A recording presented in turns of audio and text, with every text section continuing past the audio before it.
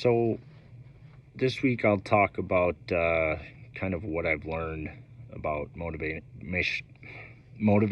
interviewing and what I understand of it. And we'll see if I'm making any sense of it.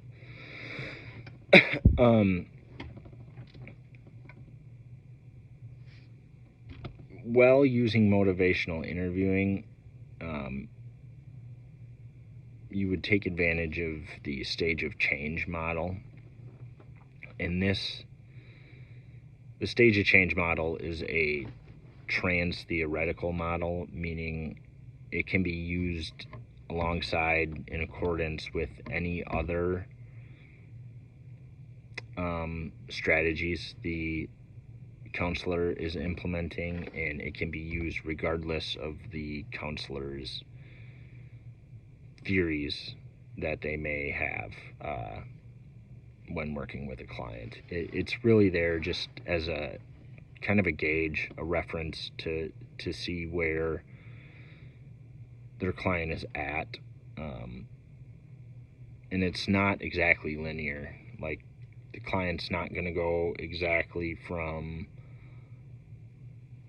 pre-contemplation to contemplation to preparation to action to maintenance to relapse. It may not go in that exact order, and it's not going to stay in that order. The client can bounce around. Like I said, it's kind of just a gauge. So as a counselor, I know where my client's at, and where their headspace is at in regards to changing their life and changing their behavior. The first stage is pre-contemplation. At this stage, the client, I don't even know if they'd be a client yet, honestly, unless they were mandated to be seeing a counselor. The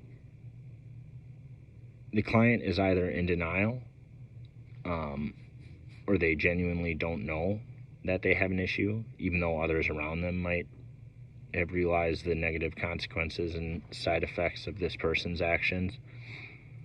Or the client accepts that they have an issue, but they feel powerless in their ability to change it.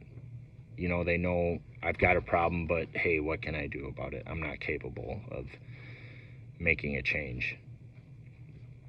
The second stage is contemplation, where the client's thinking about it. They're open to the idea about it, of making a change, that is, but they're not taking any action towards change yet. The third stage is preparation, and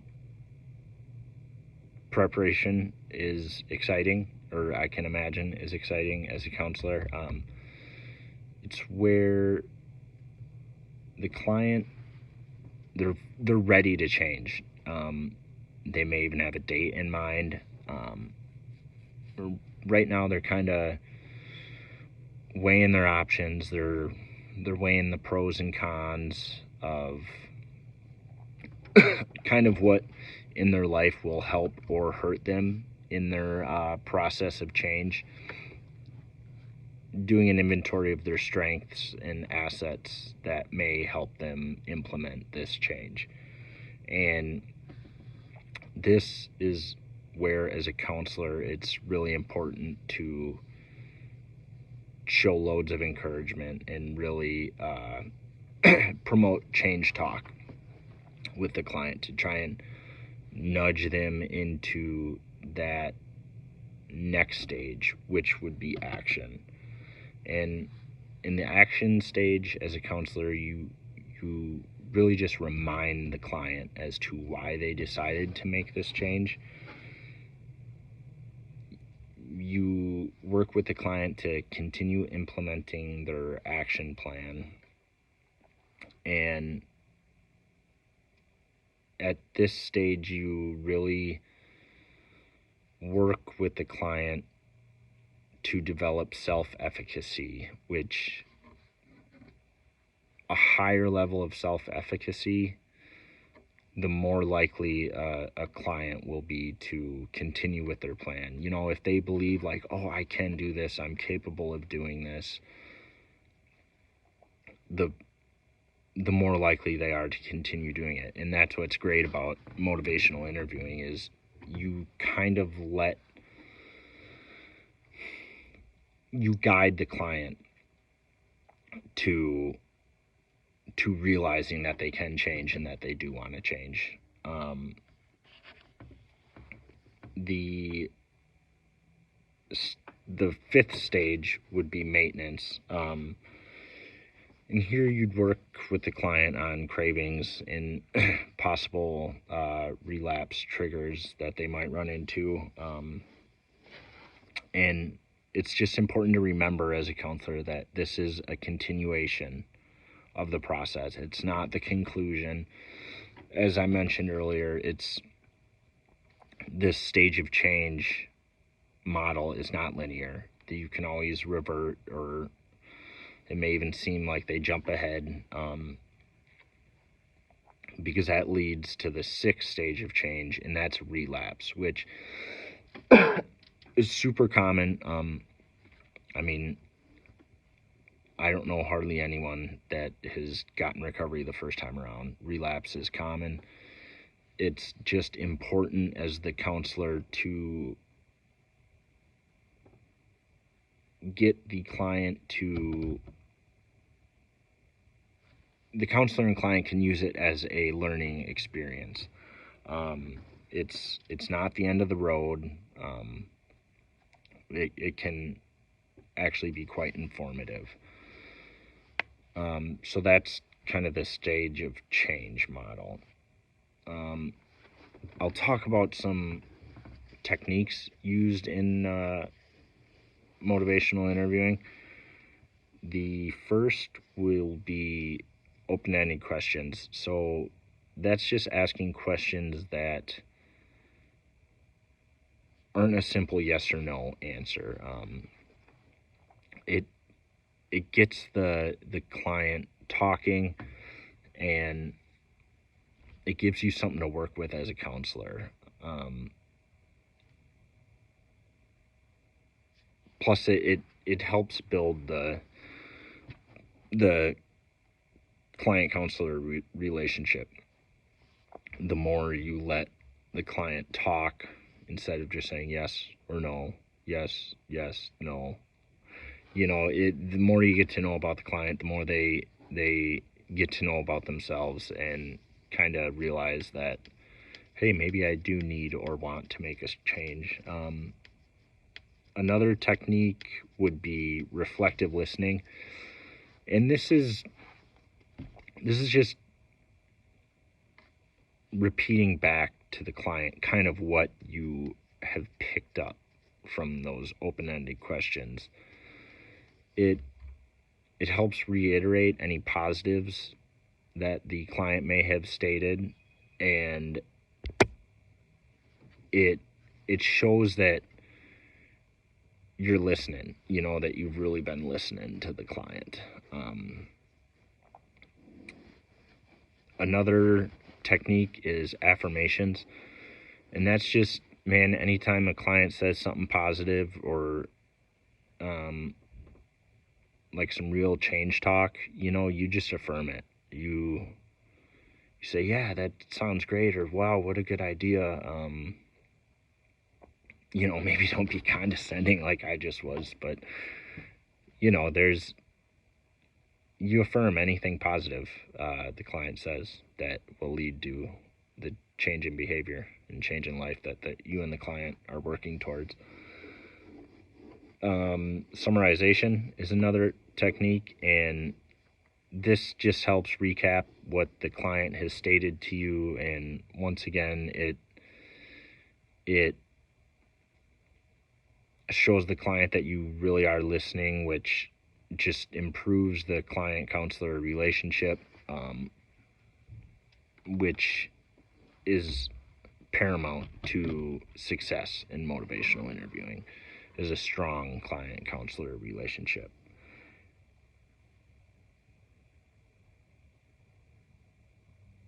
And the final technique would be eliciting change talk, which that's pretty much just anything that promotes this idea of change, rather than resisting the idea of change. I mean, change talk just helps move forward the idea with the client, and it helps but change talk helps counter resistance, which will certainly play a role in motivational interviewing and throughout the stages of change. It's more common early on in obviously the pre-contemplation and the contemplation stage, but it can appear later on in the stage of change. And it can show up in a lot of ways: arguing, ignoring, just a client being disingenuous, and as a counselor, it can be a positive or a negative. Resistance it can be a negative if you start blocking the client, start affirming some of their defense of the status quo and the way things are. But it can be a positive if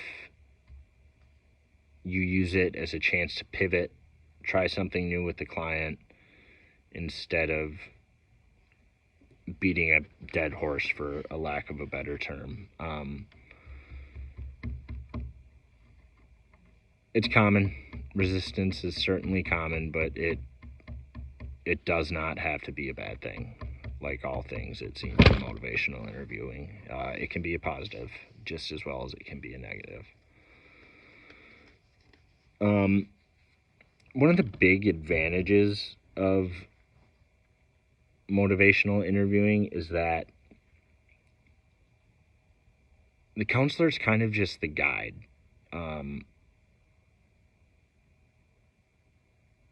They, through having a conversation in the relationship with the client, they help the client to realize that change is necessary and that they want to make a change. And in my opinion, change isn't going to happen unless it's the person who's changing, unless it's their idea, unless they're willing and ready to make that change. So that's what I think is great about motivational interviewing, is that it comes off as, well, not it comes off, it is the client's genuine idea to make these changes, and the counselor just helps them to facilitate that and figure out what that's going to look like and work together towards that common goal for the client. One of the disadvantages is I don't think it can be used, motivational interviewing can be used with everyone. It doesn't need to be used with everyone. If a client comes in and they're gung-ho about change and they're ready to rip, and start working towards recovery and doing all the things that are needed, you might not have to implement motivational interviewing with the client. And if a client is just dead set on keeping the status quo and not changing their life, I mean, motivational interviewing isn't going to do much. You can't really motivate someone who wants nothing at all to do with change. Yeah, that's all I got for the week. Sorry I ran a little long.